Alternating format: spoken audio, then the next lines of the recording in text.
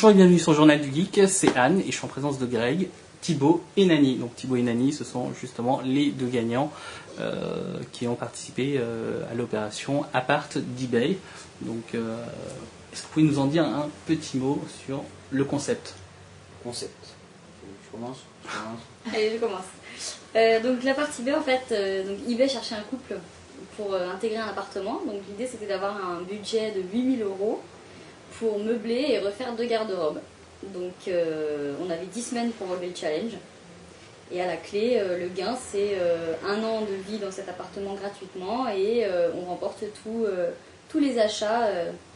Donc c'est pour nous. D'accord. Et quel était le budget justement de ces achats? C'était 8 000 € en tout confondu, c'est-à-dire challenge compris, les fringues et la maison, le high-tech, tout. D'accord.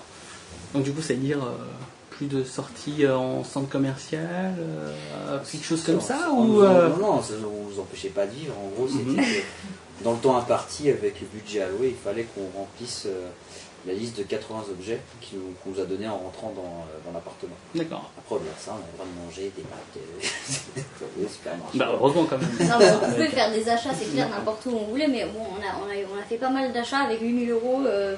Finalement, nos achats compulsifs, enfin, nos envies d'achat étaient bien, c'était intéressant.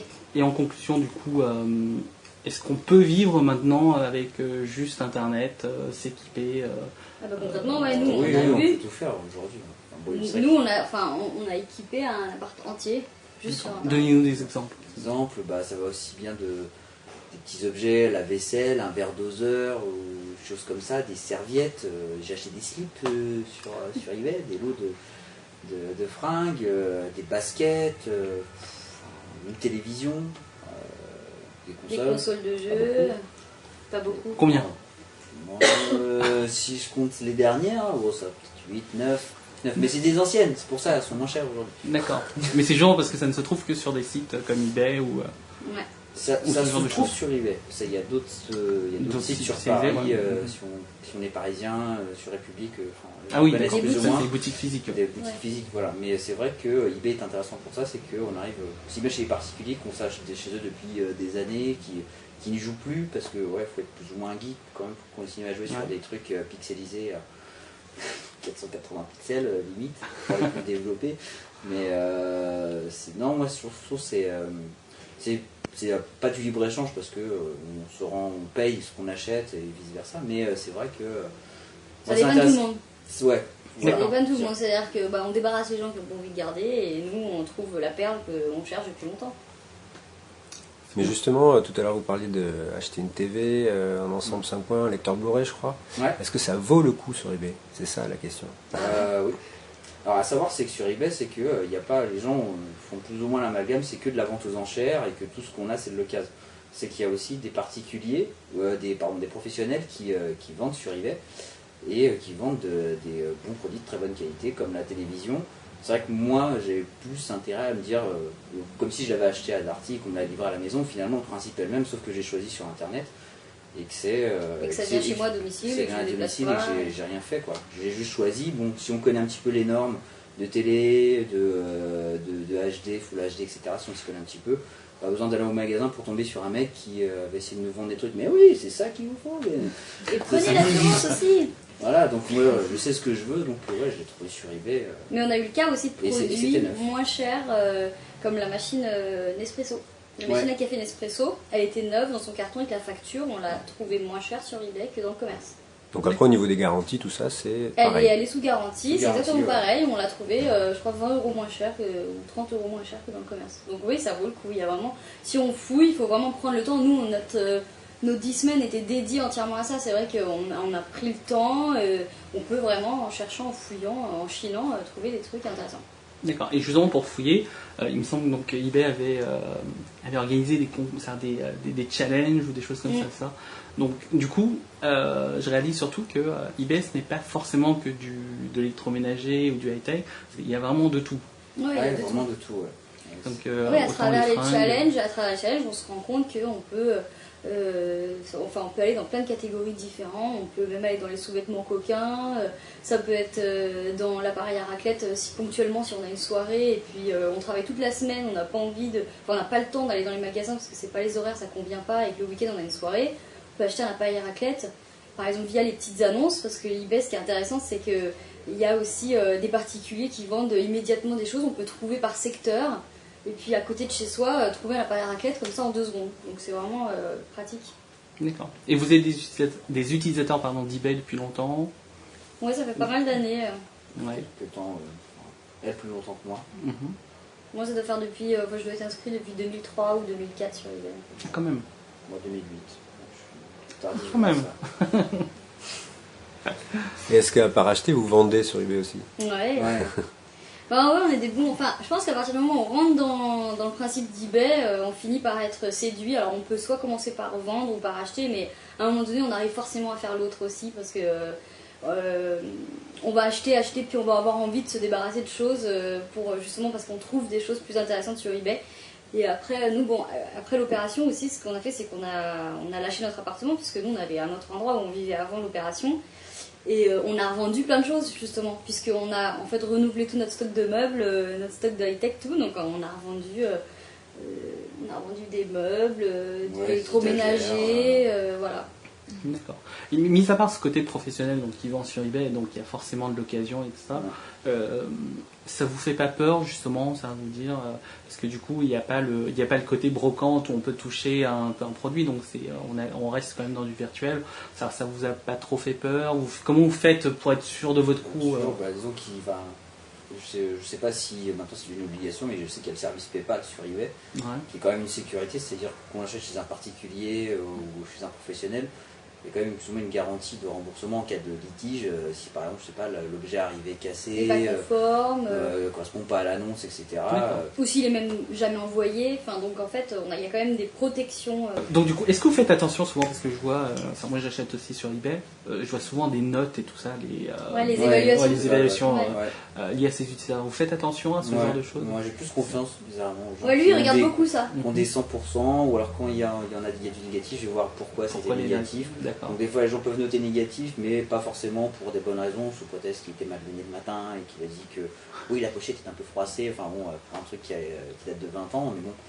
Donc du coup vous postez aussi vous mettez forcément une évaluation. Oui, de toute façon dans une transaction on doit mettre les évaluations. D'accord. Ça doit. C'est une politique, une politique de bon sens et de civisme sur eBay quoi. Si vous avez envie de vendre ou d'acheter sur eBay, si les gens veulent vous faire confiance, il faut qu'ils puissent voir aussi un petit peu votre parcours et que vous êtes honnête. D'accord. Du coup, il vous reste combien de temps à vivre ici? On a jusqu'à fin octobre. D'accord. Et après après on va déménager. Justement.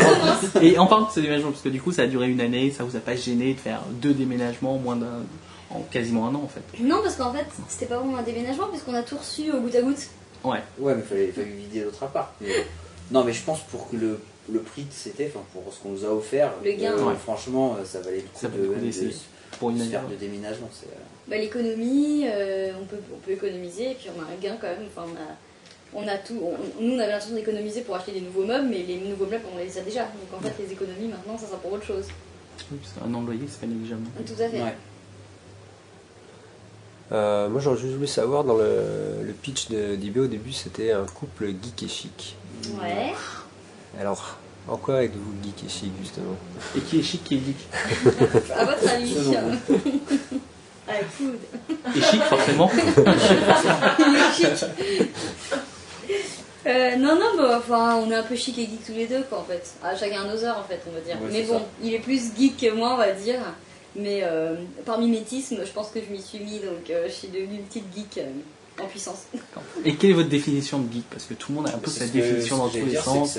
Maintenant, c'est avant le geek, on l'imaginait avec des grosses lunettes, des chemises à carreaux, avec des pantalons trop courts. Ça, c'était le nerd. Voilà, donc ça, c'est plus le nerd. Non, mais bon, pour moi, c'est un peu l'idée qu'on s'en fait. Maintenant, je pense que tout le monde est un peu geek. On peut être chef d'entreprise et s'éclater à World of Warcraft le soir. Geek, c'est.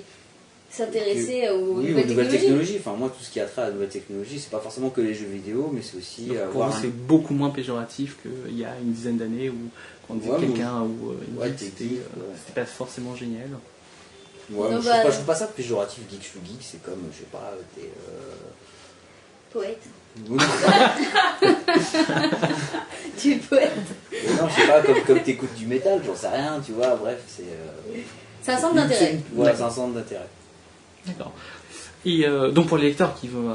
enfin, bon, je pense que nos lecteurs connaissent bien eBay déjà, mais bon, est-ce que vous avez des conseils particuliers sur eBay? Ouais, un petit truc, enfin, je sais pas si c'est une idée, mais en soi, par exemple, sur les petites annonces, donc c'est vrai qu'il faut avoir le temps aussi d'aller chez les gens, etc., pour aller retirer les objets en main propre. Mhm.